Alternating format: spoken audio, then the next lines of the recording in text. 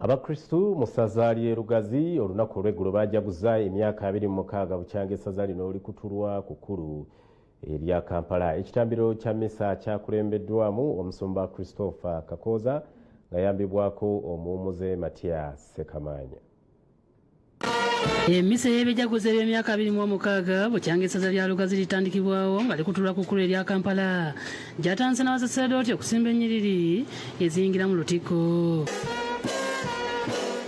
Kulembeddawo omusumba w'essaza lya Lugazi Christopher Kakoza nga yambibwako munne yawummula Mathias Ssekamanya.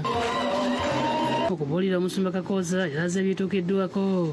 Omuli n'abakristo abeeyongedde okujjumbira emirimu gya Kereziya wadde nga waliwo abaali bagufudde omuze okusabira ku mutimbagano nga tebakyali nnyamu yeekaalu ya Katonda.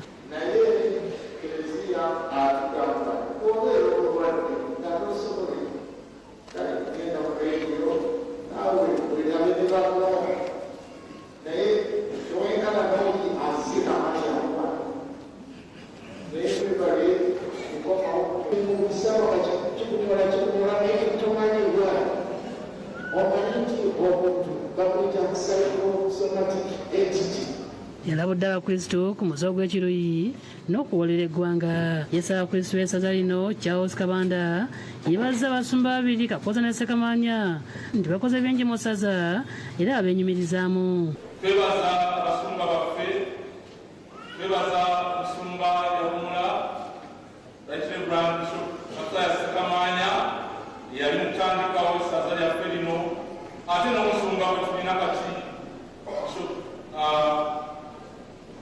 Bishop Christopher Kakoza. Baatunedde omusumba ebirabo kwabadde ssente enkalu n'ebirala nga bakikoze beetoloola Ekereziya.